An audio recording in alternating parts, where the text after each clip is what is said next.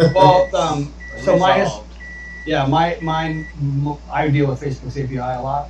Okay. They're terrible at actually getting it up to all. So you could be on like it could be that you're still DNS through their old API endpoint or something, or Right. cached, and so it's technical bullshit. He'll understand. So it's Ask the Knights. What's the Episode 17. okay. Or you can just do EP 17. So gentlemen, it's almost 7:30. Are we okay with going to 8:30? Sure. All right. Just checking because, some of us are old and have bedtime, so. I, I, Don't we're, all, have- pre- we're all we're all pretty old in this room right here. Hey, Leo, can you throw me a file to use as the thumbnail? Yeah, just in the share. Yeah, just in Facebook's fine. Wait. What am I doing?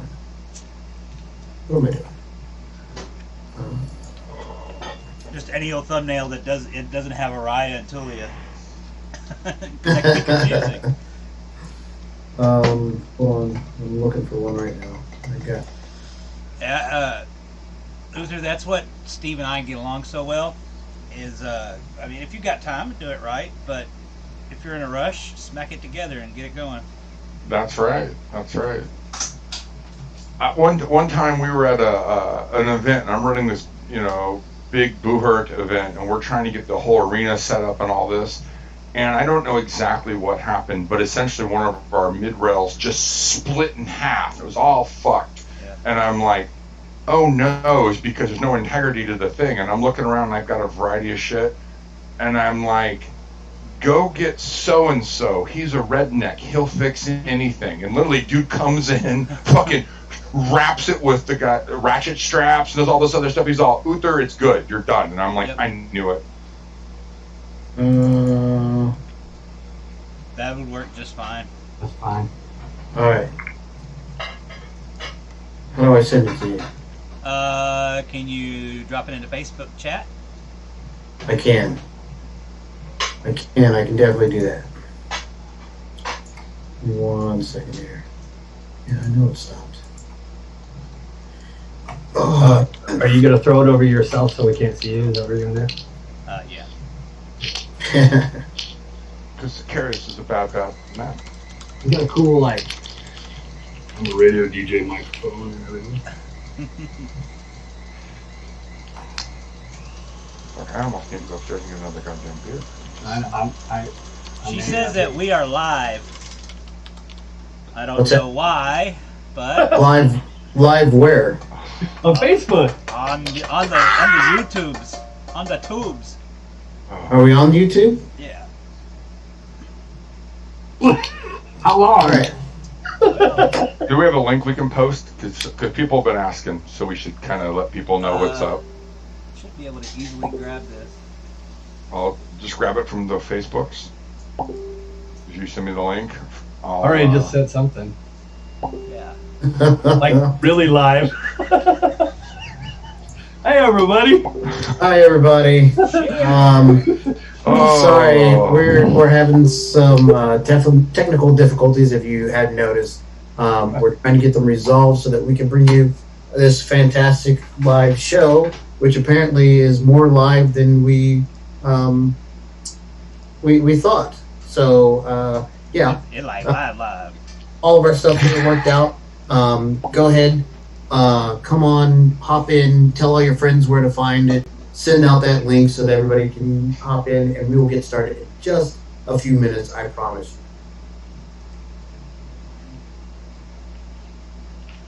And while we do that, you can make fun of us for talking silly stuff. I wonder how long we've been on. It couldn't have been just a few minutes. I'm not that fast. Aria's having a good time laughing at us. So is everybody else. Well, that's good. As long as everybody's having a good time. Just a good Well, old boy. it's they were Facebook was afraid of the technomancer, knowing that he was going to lay it down on them. Right. Well, this is on YouTube. That's a link for YouTube, so Yeah. kick this over to YouTube, Yeah, which we is kicked it over to YouTube. Okay, so where do I get that link? And I'll post it. It's in the Alright. chat. Yeah, it's in the chat there. Got it. So many dad jokes we could be doing right now.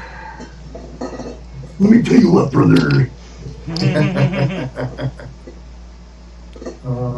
And now I don't even know what I'm doing here. Okay, that's not good.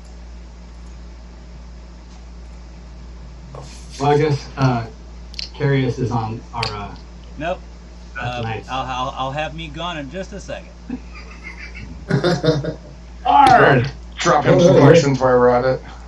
You're on forever now. So, actually, this is a good time to tell everybody. Carius is the technomancer. He is the one that all of our shows turn to when we have technical difficulties.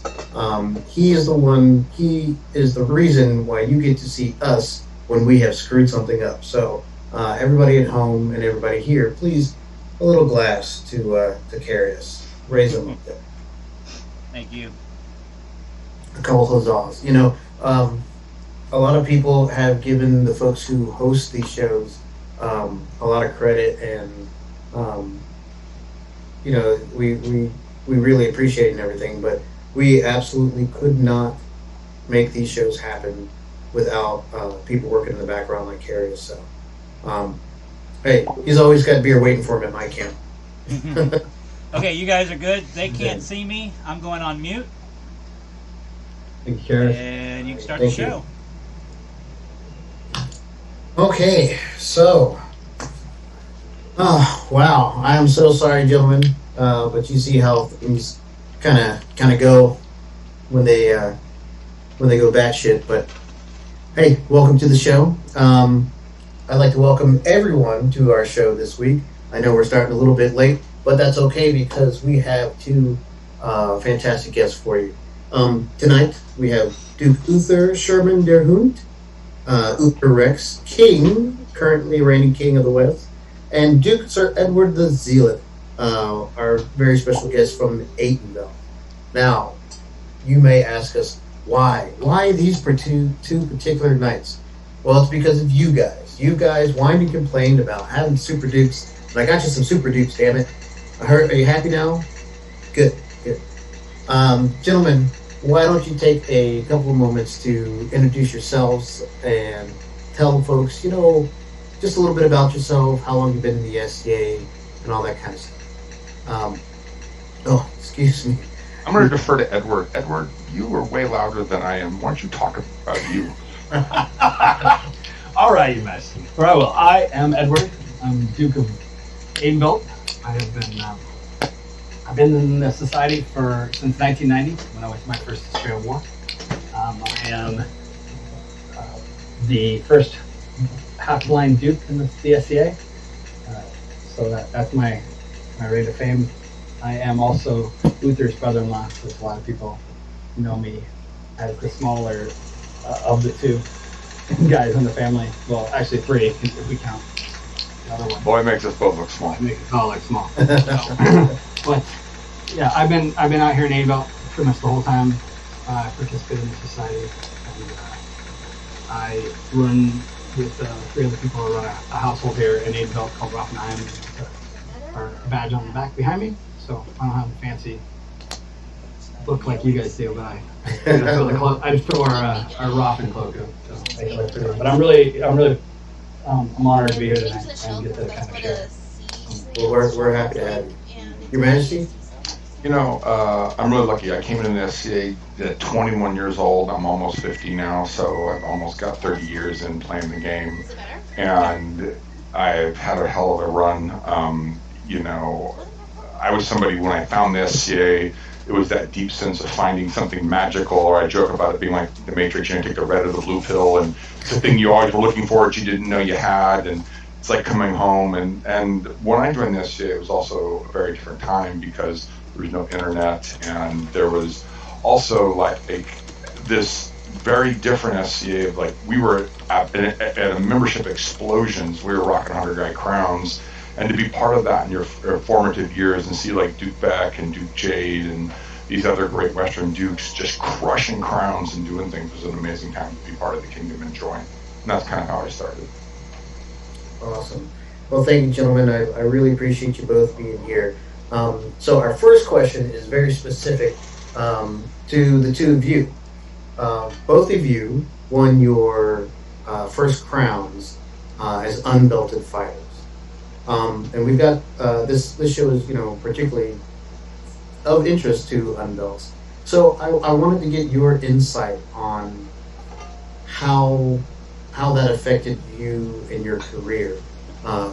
Being a royal peer before gaining the accolade of knight. Well, I'll answer first on this one. It's a little complex in the sense that obviously in the normal path of things, and in many other kingdoms, it is not totally unheard of for an unbelted guy to win. But in kingdoms that rock large crown tourneys, like at the time when I joined 100-man lists, you just didn't see unbelted guys come through the list. And so I won my first crown unbelted. It was a little unexpected. I fought Duke Fabian in finals, really hotly contested. Could have gone either way. It wasn't like I blew it out, but I was obsessed with fighting and I got there. But that wasn't even the end of it for me. I actually won a second crown unbelted because I'm that much of a pain and couldn't get knighted for love or money. But it's really also very telling that Duke Hansa was who I fought in finals in my second crown, and he was unbelted. And so we know, a lot of you know of Duke Hansa, only of Duke Hansa. Hansa was like a scruffy guy I came up with that was in the Dark World Shield Wall, looked like SCA guy number 12 in his original kit, squire to Robert of Woodson, got super creative later in his fighting career. But when Hansa and I both finaled, I think it was a wake-up call for the Western Knights in the sense that they're like, well, once is a fluke, now it's happened twice, but now we got a third guy in short order in finals. Maybe we're not knighting the guys who are coming through our system, or there's something lacking. And then I kind of broke a logjam, and there was like 7 knightings in the next 2 reigns, which is unprecedented. Like, Garrick von Kupke knighted me and I think 1 or 2 other people. Then I knighted 3 or 4 guys. I mean, like, there was this whole wave of Norse and early period. And at the time, the SCA was evolving on what knighthood was and going back and forth and trying to find its legs. And so that affected the knighting process a lot. And then the last thing I would say to somebody is, don't sweat it if you reign unbelted. Don't sweat it if they offer you before you reign. Take the offer you get. Once you win unbelted, it's going to be an asterisk next to your name no matter what. Doesn't matter if it's kingdom where it's not unusual. Just going to be a little different. But different isn't bad. And ultimately, you can't put the genie back in the bottle. If you're fighting crowns and you went ahead of it, it just happens, and that's your path. And it's not a bad path. It's really what happens afterwards in your knighthood that will make way more relevance to who you are as a knight than the day you get knighted. The day you get knighted is almost nothing on the scale of what happens. So, Edward. Interesting. You're muted, Your Grace. Yeah, I see that. So I had actually a different route than His Majesty did in some ways, in that I actually won crown my first time in the finals, but I was the end of kind of the log jam. So there had been a bunch of guys knighted before me, and I had been passed over and passed over and passed over. And so when I won my first crown, it was maybe not a surprise, as I had semifinals and quarterfinals several times, but I was in a finals with a Duke and another knight. And when I won, it had been thought to be the first time in ever. It turned out it wasn't. So there had been another great knight in our kingdom who had actually won unbelted as well, and nobody had realized it. And it's an interesting story, and I'll get to that in a minute. But my thought always had been, if I was to win crown and I hadn't been knighted, there was no way I would accept the accolade before I became king.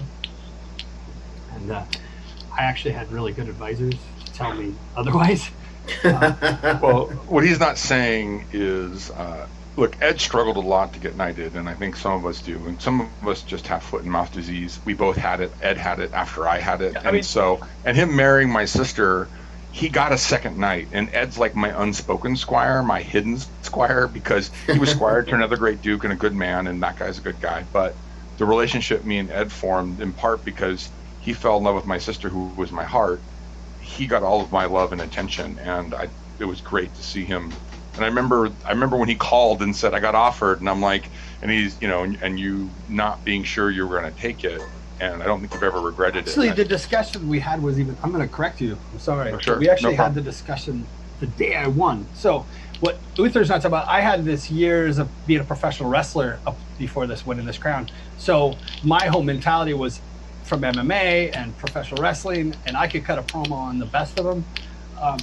And so I loved to entertain, and there was other guys that were coming up, and we, like Arius, out here in Adeville, we just loved to have this, like, I mean, we had kayfabe to the world for a long time where everybody thought we hated each other. What they didn't really know is we were just basically creating this, like, awesome reason for people to come to crowns or tournaments to watch us fight each other, right? It was like we were putting asses in the seats.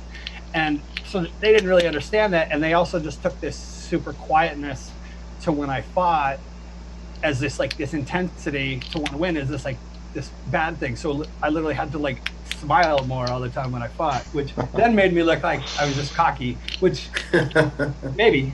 But so what happened is, like, the day I win that first crown, of course, we call Uther up, and it was like I won, and his first thing was like, if they offer, you accept. Like, it was, and I was like, oh, no way, like, no way. And it was discussed and debated, and they didn't offer, like, right away. I mean, it's the people that remember they were there at the time. There's a circle, and everybody talks about this event, and there's a circle, and everybody in the kingdom knew that there was only one thing being discussed in that circle, and that was me, right? Because I had literally just thrown a grenade in the middle of the room and walked out like, ha ha, right? So, but I had been doing research, and I went through all of the history of our kingdom, and I noticed that Dennis of the Titans had one crown, unbelted. Nice. And I called him up and said, hey, I'm doing math, and your reign, your knighting and your step up, they don't, there's a math problem here. And he goes, oh, they offered me after I won, and I was like, ha. So he never reigned unbelted, and nobody has ever reigned unbelted in Adeville. And okay. We ended up coming up with when they did offer, I had said, and Arius was the king that offered, and I said, I'll accept, but it has to be part of my coronation. So it was literally part of my whole stepping up. I took the buffet, I was punched, and then I swore the oath. And that was I stole that from Uther because I believe you did that. Yeah. So in our kingdom, the only guys ever won unbelted did not reign. It was Jade and Stefano Beltrix, and they both were offered, and then they accepted. And James Graham got Jade to accept because he showed them the meeting notes from the morning's Knights Council, because that particular crown had happened before the crown, where it said offer Jade in the notes, and then Jade won crown. They're like, oh, just a little late, right? And so, and as again, but at the same time, it's just part of the path and history, and it was super. As Ed said, it added a lot of pageantry or theater to my coronation, where, like, when I came in to claim the crowns, my spokesperson claimed a triad of deeds, which is also known in, like, the ethos, or in, like, earlier time, like, not in an earlier period, but like a triad of deeds makes you a hero. And if you're a hero, you must be the king's man or a king's servant. And that led us into the king going, well, Jade, why is this great hero in your hall? Why is he not serving the crown? Why have you not sent him to the crown? And then then the Jade goes, you've not called him to your majesty. You just have but to ask, and I will give you my best man, that kind of thing. And so It's fun to play the word games. Like, as Edward said, it makes it way more interesting. Yeah, I mean, and because of that, it made it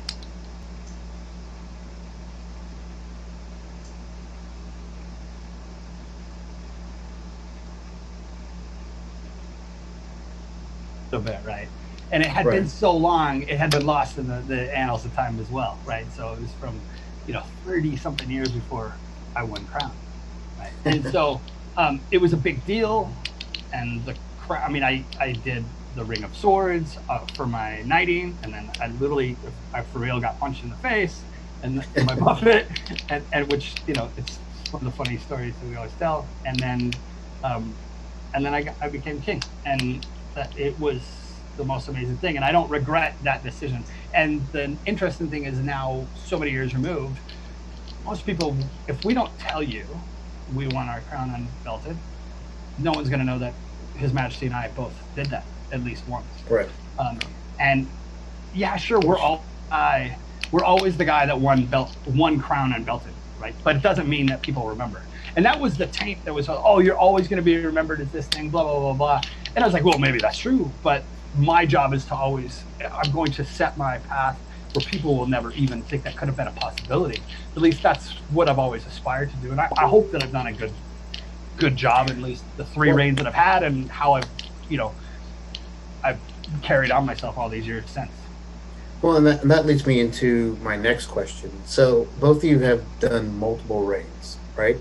So after the second, what makes you continue to go on for reigning? Like, why do you keep entering crown? You want to open, Edward? I think this one is Chris, you. So, for me, the first time was like, oh wow, I did this, right? The second time, I really established like what I wanted. There's a lot of things that I did. The third time, honestly, for me, was all about trying to get things accomplished that I hadn't been able to accomplish the first 2 times once I was king. But still, there's that challenge. Crown Tournament is the Super Bowl for me. I mean, that's like WrestleMania. That's where everybody shows up for. And I live in the southern part of the kingdom.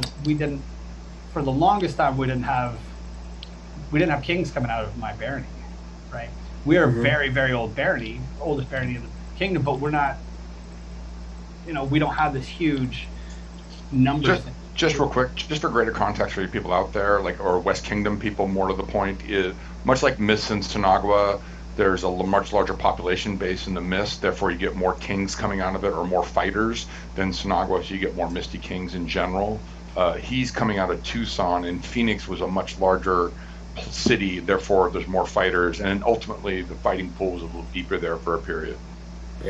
Yeah, and so, I mean, for me, Crown Tournament, or what I call internationals, which are like the tournaments that happened at big wars, that's just me constantly trying to test my prowess. It's the only chance I really get to do so at that level, right? Where there's no training. That's the test. I'm actually getting to see what my level is. There's times when, if I'm, sparring with Uther or Sean Tarragon or somebody at an event, we're going to go all the way crown level style, right? But that's a different thing at that point, and that's also usually Duke on Duke, violence, and that's a different. That's okay. Duke on Duke. That's a different channel, man. We don't do that. How about you, Your Majesty?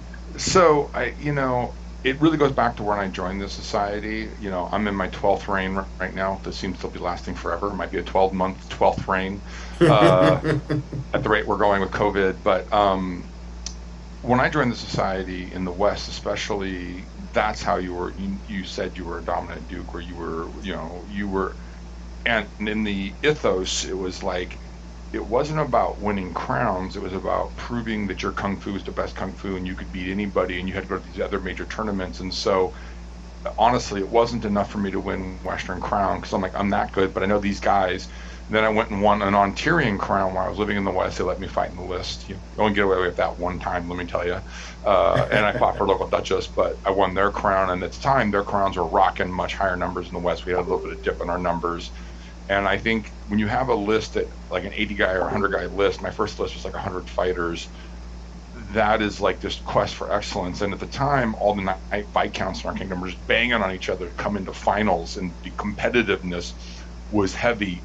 And then, why do you keep doing it? I don't think in your fighting career, a lot of people win a crown or two and then they kind of fade out or whatever. But I wanted to be like Radnor or Jade or like Paul, and I had this goal of being one of the best. And to be one of the best isn't just winning a couple big tournaments, it's longevity. So I've been winning crowns for 25 years, 26 years now.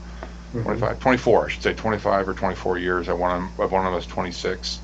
And that, so it's like, how, not just winning how many you won, but if you've been doing it for 20 years, if you kept yourself relevant, if you stayed in shape, and are you passionate about it? And then, of course, in that is a lot of journeys and experiences. And let's face it, it's awesome to be king. It's really interesting. It's super hard.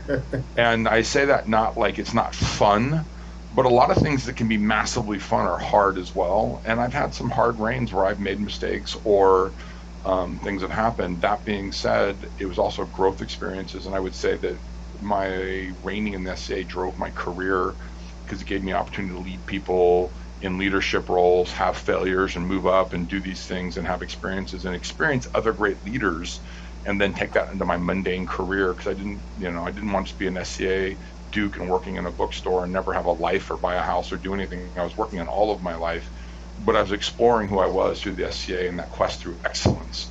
And that's really what drove me. I mean, Jade, I don't hassle Edward like Jade hassled me, and I could. But that being said, like, Jade used to tell me, yeah, if you won 2 or 3 crowns, we'll call you a Duke because I got you in front of other people, but you're really a junior birdman. You ain't got your ace, you ain't got 5 yet. You're not even a real Duke in my eyes, son. I love you, but. And he would fuck with me a lot on that, right? And that was hard. Yeah, but see, now he's not saying, he can't give me this grief because he knows for a fact, like, you have my sister. I have a sister that will tell me no. You're married to my sister. That's why. Tell me no. It's better than any crown, though, right? She tells me no all the time. I mean, like, yeah. I've entered crowns and like she'll be like, "You're in the quarterfinals still." Like, you know what I mean? Like, I don't know. We have 2 kids. Yeah. Son. Does that answer it for you, Leo? Oh, absolutely. Great, and thank you both, gentlemen. It's one of those fantastic things is to see how your SCA life can impact your mundane life and vice versa, both in pushing you towards things. A lot of times we hear about the negative things that happen, like that, and something happens in mundane life that keeps you away from the SCA, or something happens in the SCA which screws up mundane life. But it's really nice to hear a story like that of how they've complemented each other in your lives. One more add to that, by the way, is my first reign as Prince of the Mist. I had a pronounced stutter. I stuttered horribly, and people ask me how I dropped my stutter, and I'm like, well, you put yourself in a situation where, and I wanted to be king or prince, and I wanted to be like Duke Beck or Duke Jade or Duke Paul or Duke Ragnar so badly. I'm like, I want to be like Mike, like Michael Jordan, right? I want to be like Mike, right? Mm-hmm. I wanted it so badly, and that I was able to overcome a stutter, and now I get credit for being a very credible speaker. But prior to that, I didn't have that, and so I do think this is a great chance of opportunity for personal growth and opportunities, kind of things. Do you think that the kind of forced public speaking helped you get over that? 2 things. One, Jade was a really good mentor in the SCA and out, and Jade knew what was driving me, and he would say, Uther, or Anthony, stop. I'm going to hang out with you for the next hour. I'm in no hurry. Why don't you slow down and tell me the whole story so I really get it? And he did it in a way that didn't make me feel ashamed or bad or self-conscious. He was so good about it. And that's one thing about, when you learn about leadership. Leadership is correcting people, but correcting them in the way they need to hear it. And that was amazing. And then as well as, you stand in front of 400 people, your cheeks burn red and you're blowing lines and you're stuttering and trying to do that. You sink or swim fast. And I wanted to do it so bad that I sucked it up and went through being bad at it long enough to get good at it. And that is a testament to fake it till you make it. And that really also bleeds into your fighting. If you're not good at fighting, if you work harder than other people or just keep doing it, you will get there. You just gotta have faith. And that's a knightly quality that is skipped all the time. Absolutely. 100%. So, Joe, sorry, go ahead. He's right, though. That's the best part about the SCA is like there's something that you can find to motivate you. For me, it was being blind and being told by people like you'll never be able to be a king, let alone be a knight. So I guess that's always in the back of me. Plus, when you have Uther as your brother-in-law, you're always trying to be, you can't be the worst fighter in the family. So So you always have to have a little bit of that rivalry, huh? I think there's like a 15-minute thing before we're gonna start in on fighting. I don't know. Something we can go about an hour, and then we're gonna start in talking about something on fighting before we move on to some other subject. It's usually how it goes with Uther and I. Oh shoot, what was my next question? Now I've completely forgotten my next. Oh no, here it is. So we were talking about SEA and mundane. This current situation that we're in has basically, well, I mean, there's no other way to say it. It has stopped the SCA until for the foreseeable future until next year, January of next year at the earliest, with the decision coming down from the board of directors and everything. So, what advice can you give these unbelts, and not just unbelts, but anyone here in the SCA? What advice can you give them that might help them not lose the passion? You know what I mean? A lot of people, they need to feed off of the interactive events to keep them going. Is there anything that you can give them, maybe a heads up where that might help? Well, I think right now there's a couple things going on. First, we've never had, like, I feel like I'm on the Oprah circuit, like, or the talk show circuit, because I've got to talk to a bunch of people about fighting or my development or what it is to be a knight.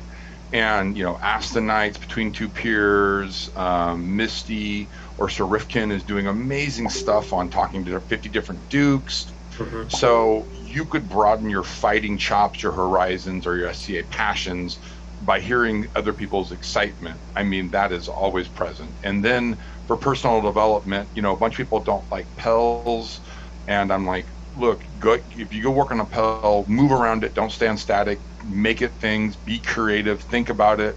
I know a lot of people have like one or two people in their bubble of friends, maybe. Like in California, we had a thing where you could have 12 people in your bubble of friends that you could interact with for a minute, a little bit, and do so safely. And so I've had some interaction with one or two people who fight a little bit, and I'm not seeing a bunch of people. I'm wearing a mask and I'm doing all the other COVID things.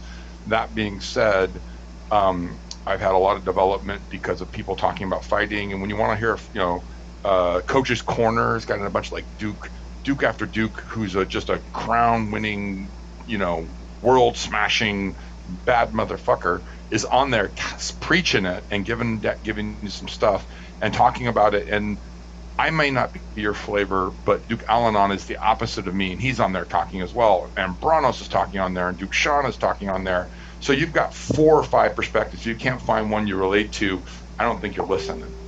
And then lastly, the last thing I would say is, I think what inspires you in the SCA, it should be, in my mind, you got to have a story or literature or other things, and you're really missing something if you don't read. And so, like the Ill-Made Knight, which is a 14th century book, and just like amazing book if you want to get your 14th century pump on, like 5 books of 14th century goodness. Or do you know the Irish sagas? Do you know who Cuchulainn is? Do you know about Maeve of Connaught and the Champion's Mug and the Birthing Pains? And do you know about all this stuff? And then lastly, when you read these stories, you can come into a hall and drink with other men and be a man of worth, because you're not just a stick jock telling a no shit there I was story, because that's BS. Why don't you tell a story about Maeve of Connaught? Or why don't you tell a story of Cuchulainn or Siegfried from the Wassling and slaying the dragon? And when you broaden your horizons like that, if you don't find some inspiration there, I don't know what's up. Maybe you got to watch Knight's Tale and just laugh a little bit and be inspired that way. But you got to find what really sparks your heart and do that. And then lastly, don't forget your consort if you're a fighter. And this time, you're not fighting for her, you're not getting her roses, you're not doing things for her. You could do something that would wow your consort, and that would feel good, because ultimately we're knights, and serving other people and raising them up makes us better. And if you want to be better, raise somebody else up, or give somebody else, your consort, somebody you admire, you have opportunities in this moment to I made 5 Knights belts, and I was going to sell them at Last Estrella, and then that big flood happened, and the merchants were hurting for money and all that, and I'm like, not a guy hurting for money, and I'm like, I'm not selling anything at this event. And then I gave them away to Knights I really respected, and one of the Knights posted a long post about it on Facebook. I got to see it later, and so here it was. We had this nightly exchange at an event. It was very brief, but I got to read a letter about what it meant to him, and he didn't write the letter for me, but it was so cool to see him post about what the belt meant to him and to knowing that people appreciated him. And so those are all opportunities I think during COVID we could take to really not only make the game better, but play the best version of who we are in the game right now. Absolutely. Your Grace, any thoughts? Well, I'm less eloquent or 14th century than my brother. I had sagas in there. I had Vikings and cool. We like I mean, you. you know. You do. But I also belong, I mean, for me, I belong to a household where I'm the least talented person in the camp, right? The only thing I'm good at is hitting people and running my mouth. So we have a thing where we talk about our 5 feet or our 10 feet around our camp and stuff, because that's a big prideful thing for us. And imagine being part of that group when you're basically told you're not having any camping events until maybe next year, maybe, right? So, I mean, January 31st, February is that's Australia, right? Is it going to happen? You know, I don't know, but we have made it's interesting. We don't have all these events to go to. We have a lot of really great virtual stuff that we can go to that's been going on. And we just touched on all of it. This is also this really awesome time for us to be able to step back and go, you know, all those things that I never have time for because I'm running around and going to events. I can actually do that now. I can work on my kit. I can both my hard and soft kit. I can work on the stuff for my camp, for my tent, all these things. I can spend time in my workshop building things. I can take up, I mean, I've known people have taken up whole new art because they've had the time to, you know, like I know a bunch of people that are now binding now that never did before, or working on carpentry, you know, woodworking, different things, building chairs or benches or, you know, things for the tent. And it's really motivating for me to see all this stuff. Where I didn't see that before, because we're always so busy not being able to stop and appreciate one of my favorite parts of the society besides fighting, which is I'm a patron of the arts, and I love to see all the stuff that everybody's going to do. And this is the time where the fighters have to step back and we get to watch all the artists shine, right? And it's just wonderful to watch. I mean, I sat and watched a video of Maggie making whiskey cups on Instagram, and I was just like, you know, right? So I watch her like every week because they do live videos. Yeah. Just to watch her. Yeah. It's mesmerizing. You know what I mean? Like, and so yeah. I'm always like, you know, the summer here in Ainville is our slow season. We miss our tournament season, and we're gonna miss our second half of our tournament season. Everything's just, you know. But I'm used to being like, bam, bam, bam, bam, bam, like just machine gunning through some of these months. Where I have so much time with my kids, and I have so much time to communicate and talk about new ideas and stuff with people. It's a blessing, like whether we want to admit it or not. I don't know the essay that we're going to come back to will be quite the same. My hope is it's going to be more resilient and better, and certainly more beautiful because of all the work that we just see all these guys do. Yeah, we may come back all fatter. I mean, that's going to be great, but you know, I mean, it's now if I was to talk to us, you know, I know I'm going long, but if I was to talk to a squire or somebody coming up, you know, you got like find some time to spend some time on your physical side of things too, because it's just really good for your mental health. You got, I mean, if you have a punching bag, go hit that punching bag, make that your cardio. I mean, learn how to box because it'll make you a better fighter. I promise you that. If you become a good boxer. And there's a lot of videos. I mean, YouTube University, you can learn about everything on YouTube right now. I mean, there's nothing. I want to learn how to make a Viking chest, I'll go pull a YouTube. I want to learn how to metal cast, I'll go pull a piece. I want to learn how to forge, I'm going to go on YouTube, right? So there's not only that. I mean, you got like things like this, and all of us. One thing, there's a commonality about most of us Dukes is we love to talk about fighting, and if you reach out to us, we'll talk about it, or we'll talk about.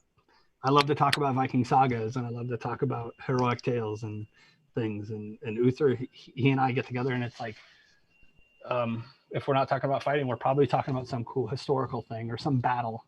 And sometimes it's not even medieval. It's just some battle where something heroic happened, right? I mean, Or we're trying to get you the Jesse the Body Ventura impersonation. Yeah. So, I mean, it's a really interesting time, and it is hard to stay motivated. But when you step back and you think about all the beautiful things that are happening at the same time, it really can raise your soul up and make you just really appreciate how much of a blessing and how beautiful it kind of can be, because we may feel really disconnected, but on the same stretch, we're so connected by technology, and we're so connected by all the things that we can do, and we're sharing all these arts with each other and stuff. So it's a mixed blessing. But if you look at it on the positive, I think everything that we're seeing that's being made by people during this period is just far exceeds the negatives. Yeah, I totally agree. I've been really amazed with, like you guys said, all the online content has been fantastic. It's one of the reasons why I started this show. Just trying to do put a little bit more out there. I've had 2 people in my household put together virtual collegians. Yeah. And they've gone kind of international in how they do it, and it's just amazing. I never would have thought anybody would do that, right? Yeah. But who here heard of Zoom before March? Yeah, really? Or I knew about I knew about Skype, and I knew about that too. But I never. But Zoom just like popped in, and it made it just so easy for a lot of people. Before that, it was just all Skype. Absolutely. And now you have so many different ways to do video. It's made it really easy to really stay connected and really share. And these virtual collegians that people are throwing. I just named 2 people in my household, but I've seen other people in other kingdoms doing it too, and it's fantastic to watch. Oh yeah, and like you were saying, I would love to see some more art shows pop up where people, they just have people on and have them show us things that they've done, things that they're working on, and then give us a little insight into their creative process, because I think that's just as important as a fighting person is to explore your artistic side, because it may open up learning paths that you didn't realize you could use. And that goes from art all the way into martial art, because it's all art. And if you figure out a new way to learn and you can apply it to your martial activities, well then, you just win. So speaking of that, what arts do you guys do yourselves, if any, and what do you encourage your squires? What kind of art, or do you encourage your squires to, be that well-rounded knight? The dancing, the artwork, the learn to play chess. Do you guys believe in that sort of thing? Yeah. I have one of my squires is a triple peer now. So he's a brewer, he's a pelican, he's a weaver, and he's a super stick thug. Most people know him for his amazing brewing, but he's been, he's taken on the re-roll in my kingdom several times. He's just amazing in that regard. My other squire that became a knight, Thomas, he's the same way. He's not a triple peer, but he's a bard. He's a bard, and amazing bard. He's an amazing bard, and I certainly encouraged that. I've encouraged well-roundedness. So one of the things I told him, my favorite part about being king to some extent was my exposure to the arts in such a way. So by all means, go be with the artisans, because that you can find out some amazing stuff with them. Plus, being, even if you're an artist or not, it helps. I do art, but like I said, I'm the least talented person in my household. So everybody seems to do something better than I do. But I do like bone carving, and I've done, metal casting. And in fact, a double peer Duke in my household, I taught, helped him really kind of learn to cast. And um, I do some woodworking, but I wouldn't. I mean, my art is really making gunpla and stuff like that. So Yeah, I mean, one thing is Ed is really busy engaged running his household, and so being one of the leaders of his household, like Ed gives a lot of service to his household, and so if he's not just encouraging his guys to do art, but he's providing a space to do art by the fact that Ed chops firewood, puts up fire pits, makes this very open space for art to happen, and I think that's where Ed really does. And then he also he's not talking about this, but I will for him. His household, Ed is all about a man in the hall, a toast and a boast, and doing things like Wolfgrim. How many times has Wolfgrim won some bardic competition, which is one of his household knights, squire, who then got knighted. Three and times. Then all of the squires may bring old Grandpa Uther in. I said, look, guys, you got to do a toast or a boast or be a man in the hall and speak and be a man of worth. Don't just be a man of, because Eleanor Aquitaine would throw you out of the hall. And so then next thing you know, these guys are all winning bardic competitions, doing prose and poetry, and Edward supports that heavily. So, Well, I mean, we could argue this, but I don't think either of you would. Service is in itself an art. Because not everyone can do it right. You know what I mean? Anybody can serve, but to serve with a sense of maybe humility and a smile, like saying thank you. Dignity and diplomacy are, like, to me, two of the largest elements of service that people kind of skip over.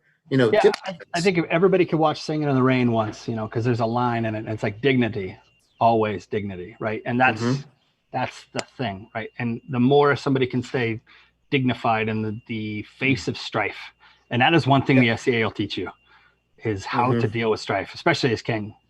And how well you can stay dignified in the face of that.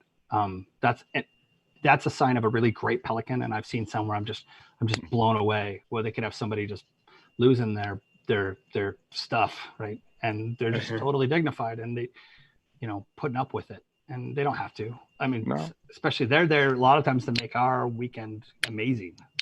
Right. Putting out so that you don't have to.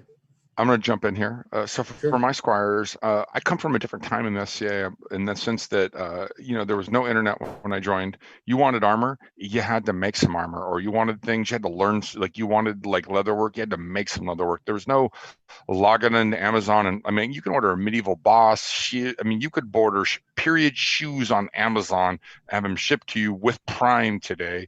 And when I joined the SCA, I can remember guys like literally going, I got $400. I'm going to Estrella, and I'm going to buy whatever helmet fits my big melon, right? You just really did. And it wasn't like, I'm going to get me a Viking helmet. It was, I'm going to get whatever helmet fits my big head.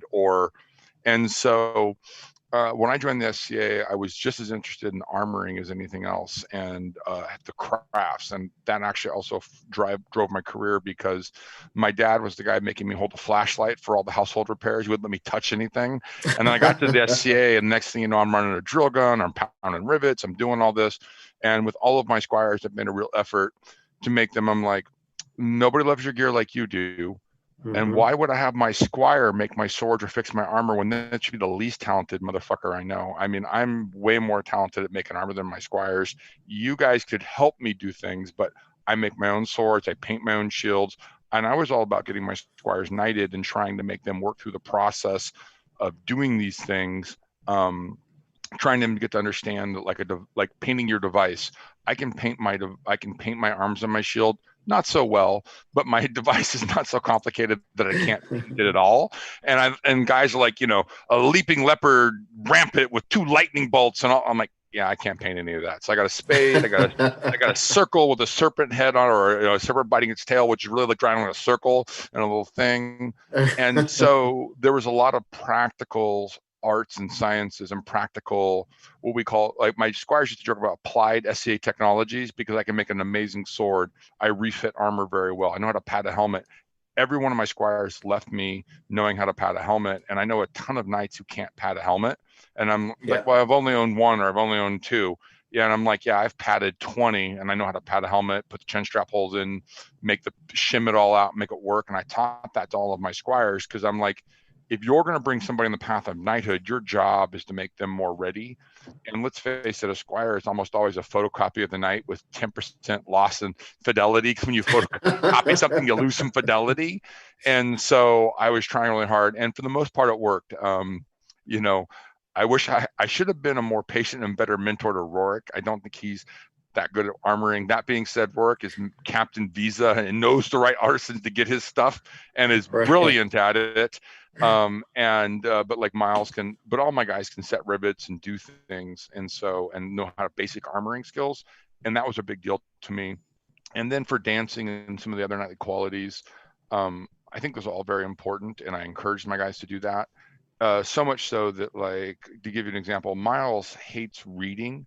And so when I had Squire Miles, before he was Duke Miles, man of legend, I had to, like, I couldn't get him to read like King's Book of Chivalry or really understand William the Marshal, and I needed him to understand all the knightly virtues and be able to speak on them. So I held roundtable discussions after practice for like 3 months running for all the squires, with really in my mind that I needed my squires to know the knightly virtues and be able to talk about them in depth. And you want to get a bunch of knights, like you say, hey, over beer, we're all going to talk about knightly virtues. All the knights will show up and talk about it, get on a soapbox. My guys were very well versed afterwards. And so that was one of the things about educating your squires. And so I think it's part of that squires education when you bring up like arts or service or these things, to be able to, touch all of these things, and it's expected. Yeah, I've heard people complain about the idea of like swinging a hammer to set up tents at a local event, and I've explained to them, guys, like, hey, you're a squire, you need to learn to serve the barony or your crown. Get on it, right? And I did it. I still will do it, even as a knight, even as a duke. I will swing hammers all day long. First, it makes me really good at flat snaps, and second, it's so. But yeah, I totally agree with everything Uther said, but that's probably because I learned a lot of it from him, right? I mean, there's a lot of little things he would do because he was much more successful at being a knight and a teacher of men before I was, right? And so I was like, tell me, sensei, what are you doing? Like, I need to know. Yeah, and so but that's also an important thing is a willingness to learn. Absolutely.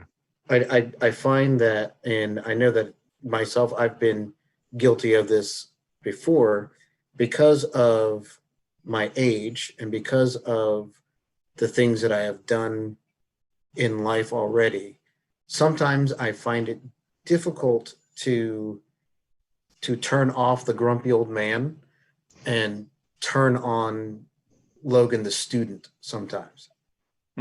And I try to remind myself all the time, this is all your other experiences are not now.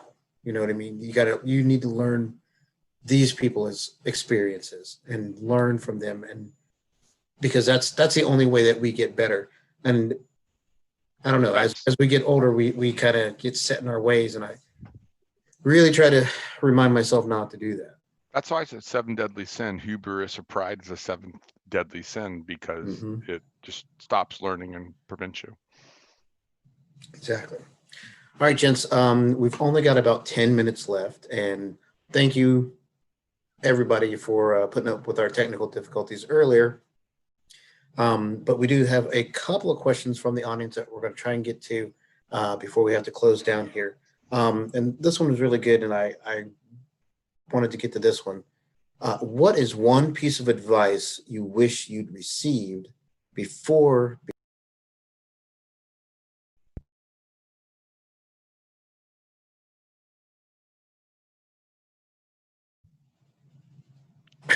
I can certainly answer. Go ahead. Yeah, go. I really do. Going back to some of our earlier conversation, I wish that in the West at the time, and that people understood that there's many kinds of knights. And it is not important that you are a perfect knight. I've heard knights say there can be no bad days as a knight, and you've always got to be on, and you're always somebody's first knight. I think that's impossible. I think you're human. I think what's way more important is to be genuine and be the best knight you can be, and know that you're not for everybody, but you will inspire if you work at it, and you will be somebody else, somebody's perfect knight if you portray your knighthood in your best fashion and your most genuine fashion. And that comes with flaws, because some of the most knightly moments I've had in my life is when a knight's come to me and apologized and said I had that wrong, or I was not being my best self. That is very humbling, and that for anyone, and I've had to do it myself. But what I would say is, there's all kinds of knights. Doesn't matter if you're a Norseman from the 9th century, or a 14th century, or a Spanish, late period. They're all different flavors of knighthood. And what's important to these men's ethos when you read their tomes or their literature changes. But when you portray that and share that out to word in a very genuine, real sense, it is inspiring to other people. And you have to have the faith, which is something people don't talk about in knighthood very often, but having faith that what you're doing is inspiring, and in your genuineness, I think you'll find that. And that also means being less than perfect and just simply having the humility to apologize or make good on what you did wrong. And if you do that, I think you will fulfill that. That's the advice I really would like to give somebody. And I'm going to piggyback, and I think we need to have faith in others. That was the thing I wish I had learned, was to learn really early to have faith in others.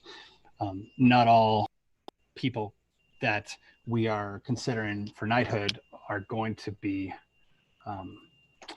more than a sergeant, in the time that they come up. And they will, when given the accolade, you have to have the faith that they will rise to the occasion. And some people just can't see that, or they're unwilling to, because they don't have the faith in other people. And it is our job in the circle to have that faith amongst those, that our brothers and our sisters that are in the chivalry will rise to the accolade if we don't see it necessarily in them. We have to have faith that what others see in a person, if we haven't exposed to them, is actually a reality, right? I may not have as much exposure to a candidate, but I have to have faith that another person in a circle or a group, they're adamant about something, that their faith is true, and that they really do believe that this person is of the character to be part of the chivalry. And that was something that took me a while to learn. I had to learn it really fast, but I had to learn it. Being king, really, that's, my first day as a knight was king, right? So your first council as king is a rough one. I gotta agree with you on that, Edward. So it was never been in a circle. Now you're suddenly leading a circle. You're like, oh. Okay. Again, I had a good teacher. I literally asked a lot, and that was the thing. I appreciate Uther to this day, because man, he would answer phone calls and I would be like, I don't know what to do in this situation. I need advice, right? And I certainly I couldn't get it from everybody or even specific parties. And so luckily I had him. But that was, I really learned to have faith, especially faith in people who didn't have faith in me. Yeah, right. That's important. That shows, a sort of humility as well, which can lead them to having faith in you afterwards. You know what I mean? Being big enough and strong enough to say, number one, hey, I need help. And it's great that you had somebody to go to, but just being able to admit that you need help, especially, when you're the top dog. And then number two, being willing to ask for that help. Like that's a huge thing. And people see that and they will respect it. All right, gents, we're getting really close to the end here, but I have a question that I always like to ask my knights on the show. And that is about your chains. The accoutrement of knighthood is really important, but most folks have, like a special story about either one chain or several chains that they've gotten. So I wanted to ask you guys about yours. I opened last time. Why don't you do it and I'll close this out here, brother? That sounds good. I am actually wearing my favorite chain. That's the only chain I really wear anymore. I had other chains, and I was blessed to have been given a lot of chains at my knighting. But this one was hand forged by a knight and a laurel in my kingdom. Someone has been.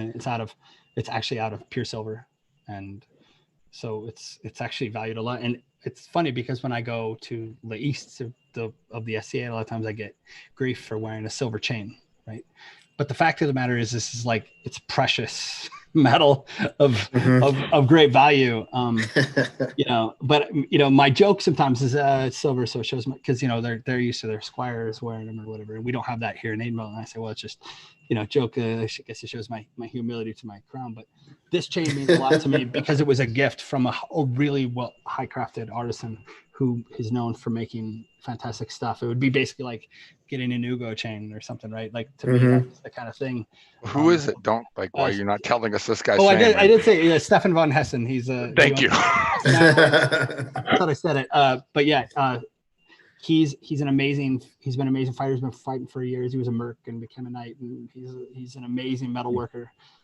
And he just gifted me this chain one day, and I've worn it ever since. And I rarely wear anything else. So this is basically my one and only, I guess you'd say. That's awesome. Very cool. Your Majesty? So this chain has been talked about before on this show. This is the medallion that I won in the gold medal, it was the World Championships when I was fighting in Spain. But this is not my medallion. And this chain comes from Poland. And when we went to Poland the first year in 2012, and we all got like just beat up, and it was a real test of knightly faith because we got jacked. And we were all these guys who thought we knew how to fight, but in Buhurt, we couldn't fight. But the shopping was amazing in Poland, and we wiped this merchant out of all the chains he had. And I bought one with roses on it in between the S links, and my wife saw it and it was gaga over, and I gave it away to her. And I went and bought another one. I bought the last S chain, and another really amazing knight who, I'll make a bold statement, one of the most knightly knights I know is Scott Frappier, because Scott Frappier or Duke Felix Duke Felix lays it down and lives it in a way that not everybody does. And he is passionate and crazy like I am. And when I met him, I was in all my Viking fury, and he was in his 14th century full style. And we connected, even though we were so different, there was a bond. So fast forward, I buy a chain like this, he buys a chain like this. Like we got 6 of them, and 6 of us were like the chain buddies in the SCA, making eye contact and doing the thing. And then the HMB and ACL fighting. And then I go full 14th century, and Scott was my like native guide across the 14th century. And then my car window gets smashed out and somebody steals my chain. And now I'm a lot less 14th century, and I don't have my medallion anymore. And Scott Frappier knew about it, heard about it, and then mailed it to me and didn't tell me. And I was humbled, and it was like being knighted all over again and somebody giving you their personal chain. It was so good. And I'm like, it's too much, Scott. I got to give this back to you. And he's like, nope, you're not giving it back to me. And he's like, because if a knightly gives a gift, you can't return the gift. And he's like yelling at me over the phone because you can't return the gift, Uther. And he's just doing it. And they're like, he's laying it down, right? And I'm like, okay. And he's like, it's got to hurt a little bit if it really means something. And I want you to know what you mean to me. And I love Scott. And Scott, that bold statement, he's one of the most knightly guys I know. And it's not because a lot of guys live the walk and in their ethics and all of that. I'm not saying that. It's actually when Scott talks about stuff and fighting and other things, it loops back to this period version of knighthood that he carries inside of him. And so I got this core knightly gift from an amazing man that I have tons of respect for, and I'm lucky to have it. So Your Majesty, Mid-Realm, Duke Felix, you're one of my heroes, and I couldn't thank you enough for this. And when I put it on, it takes my breath away like the day it did when I opened that box, because there is, I think, There's 28 of these medallions total because Mhm. 2 teams took gold medals, but only 8 of us got them. So there's 8 of these on this continent. And Mhm. then the chain, there is less than 5 of these on this continent from that adventure in Poland and that nightly on Pre. And I get to wear it still even after it was stolen from me by a bad man, because Scott loves me, or Duke Felix, the king of the Mid-Realm, loves me. And how much more blessed could a man be? Well, and I'll tell you, His Majesty of the Mid-Realm was on this show, and he told the other side of that story about one of his favorite chains and about sending it to you and why that was his favorite, because he thought you deserved it. So that's pretty awesome. That's an awesome bookend for us. And unfortunately, that's all the time we have, gentlemen. I could spend the next 2 hours talking to you. Well, I guess you'll have to have us back. Seriously. I would love to have you guys back if you would come back and see us. But for right now, we're going to have to say thank you to everyone who tuned in. Sorry about the technical difficulties. If you didn't get a chance to watch the full live stream, we will have it up on the Ask a Knights page on Facebook. We were having some difficulty with Facebook streaming today, but we will have it up there within the next couple of days. So thanks for tuning in. And as always, don't forget tomorrow night, Between Two Peers, our sister show. We would not be able to do this show tonight if it weren't for them. And Carius, we love you. You're the man, brother. Thank you. Can I make one more comment? Absolutely, you can do whatever, Levidius. Your Majesty.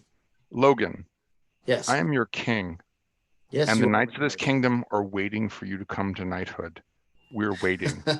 And I will say this on this chain question: the day you get knighted, good squire, I will have a chain waiting for you. And let it not be the chain of your ceremony, but let it be the chain that other people are acknowledging the work you're doing and helping others. But brother, we're waiting for you. I'm doing the work, Your Majesty. I know you are. I'm putting it in. I promise you. All right. Thank you. Thank you so much again for being on the show. And Your Majesty, I have to say one more thing. Sure. Thank you so much for the job that you've been doing for the West Kingdom. But above all else, thank you for giving us a wonderful queen who... Way better than I am. Yeah. No, you're awesome. We love you. But thank you. Like, this whole crazy mess would have been a lot different if not for her love and guidance. And we appreciate you and we appreciate her just hanging in there and trying to keep things together. Brother. So with that, gentlemen, thanks again for being on. Thanks everybody for watching, and we'll see you next week on Ask the Knights Live.